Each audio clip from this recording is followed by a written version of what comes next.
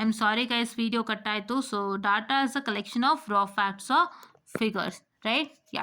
So next ಬಂದು ಏನಾಗುತ್ತೆ, ರಾ facts R ಫಿಗರ್ಸ್ನ ನಾವು ಕಲೆಕ್ಟ್ ಮಾಡ್ಕೊಂಡ್ಮೇಲೆ ಏನು ಮಾಡ್ತೀವಿ, we are going to process it, right?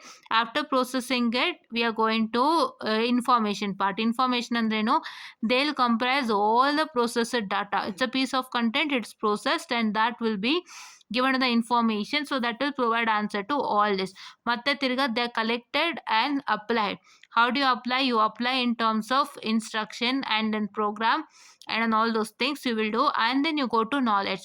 Knowledge, it will answer how part of the question, right? Yeah. So here and we come with history of computer. So computer history ಬಂದು complete ಆಗಿ ನೋಡ್ತೀವಿ. That is first generation and second generation, third generation and fourth generation, and the last is fifth generation. That's starting from 1999 till now, right? 1989 up to present, right? Yeah. So ಇದಿಷ್ಟನ್ನ ನಾವು ನಾಳೆ ಕ್ಲಾಸಲ್ಲಿ ತಿಳ್ಕೊಳ್ಳೋಣಂತೆ, ಇವತ್ತಿಗೆ ಇಷ್ಟಿರಲಿ. So you got what is a computer and what are all the key highlights of a computer, that is what are all the terminologies that's related to computer. So ಇದ್ರ ಬಗ್ಗೆ ನಾವು ನಾಳಿನ ಕ್ಲಾಸಲ್ಲಿ ಡಿಸ್ಕಸ್ ಮಾಡೋಣ. So I just make a video today itself if possible and do it, or else I will do it in the other class. So ಇವತ್ತು ನಾನು ಬೇರೆ ಇನ್ನೊಂದು ತೊಗೊಳ್ತೀನಿ ವಿಡಿಯೋನ, ಕಂಟ್ರೋಲ್ದೆ ಮಾಡೋಣಂತೆ. Fine. Yeah. So this is what is all for today. So please to watch this without fail. ನಿಮಗೆ computer ಬಗ್ಗೆ ಬೇಸಿಕ್ ನಾಲೆಡ್ಜ್ ತಿಳ್ಕೊಳ್ಳಿ, ಅದನ್ನೂ ಕೂಡ ಕೇಳಬಹುದು. ಯಾರೆಲ್ಲ ಫಸ್ಟ್ ಇಯರ್ ಇವಾಗ ಜಾಯ್ನ್ ಆಗ್ತಿದ್ದೀರಾ ಅಥವಾ ಫಸ್ಟ್ ಇಯರ್ ಇವಾಗ ಓದ್ತಾ ಇದ್ದೀರಾ, ಎಲ್ಲರಿಗೂ ಬೇಕಾಗುತ್ತೆ. ದಯವಿಟ್ಟು ವಾಚ್ ಮಾಡಿ ತಿಳ್ಕೊಳ್ಳಿ. ನೀವೇನು ಗೊತ್ತಾ, ಓದುವಾಗ ಒಂದನ್ನ ನೀವು ನೆನಪಿನಲ್ಲಿ ಇಟ್ಕೋಬೇಕು, ಏನಂತಂದರೆ ನೀವು ಯಾವುದೇ ಓದಬೇಕಾದ್ರೂ ಡಿಫ್ರೆನ್ಸಿಯೇಷನ್ ಇಸ್ ಅ ಮಸ್ಟ್. ನೀವು ಒಂದ್ರದ್ದು ವ್ಯತ್ಯಾಸ ತಿಳ್ಕೊಂಡಾಗಲೇ ನಿಮ್ಗೆ ಗೊತ್ತಾಗುತ್ತೆ ಅದ್ರ ವ್ಯತ್ಯಾಸ ಏನು, ಇದ್ರ ವ್ಯತ್ಯಾಸ ಏನು, ಅದಂದರೆ ಏನು, ಇದಂದರೆ ಏನು. Why is it what I can say, why is it more than this, ಅಂದರೆ ಇದು ಯಾಕೆ ಬೆಸ್ಟು ಇದಕ್ಕಿಂತ ಅಂತ ನೀವು ತಿಳ್ಕೊಂಡಾಗ ನಿಮಗೆ ಅರ್ಥ ಆಗುತ್ತೆ. ಇಲ್ಲಾಂದರೆ you will get confuse. Differentiation ಅಂದರೆ ಇಲ್ಲೇ ಒಂದು ಡಿಫ್ರೆನ್ಸಿಯೇಷನ್ ಕೊಟ್ಟಿದ್ದ, ಜಾವಾಗೆ ಪೈಥಾನ್ಗೆ ಎಲ್ಲ ಕೊಟ್ಟಿದ್ರು. Let me just take if it is here only.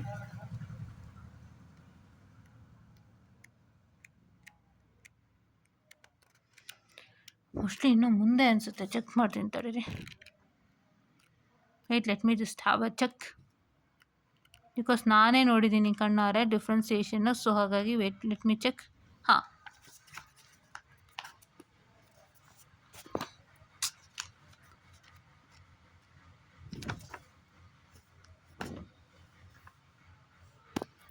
Okay.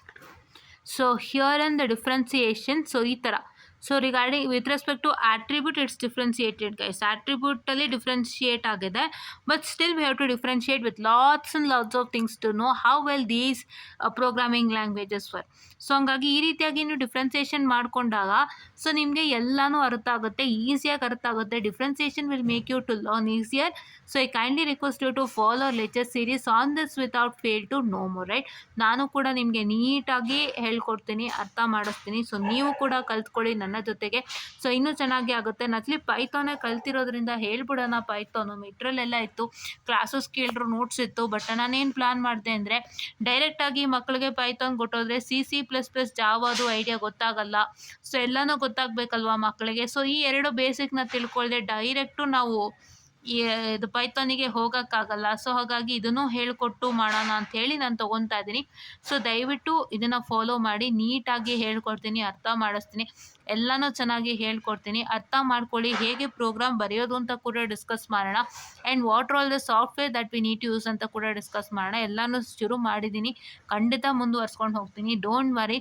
So ಒಂದಿಷ್ಟು ಪ್ರಾಬ್ಲಮ್ಗಳಿಂದಾಗಿ ನಮಗೂ ಮಾಡೋಕ್ಕಾಗ್ತಿಲ್ಲ, ಬಟ್ ನಾವು we are almost free to start with. So ನಾನು ಸ್ಟಾರ್ಟ್ ಮಾಡ್ತೀನಿ. Kindly request you to watch all this ಅಂತ ಹೇಳ್ತಾ I'll just wind up this short session, and please to make sure that you watch this without fail ಅಂತ ಹೇಳ್ತಾ, thank you.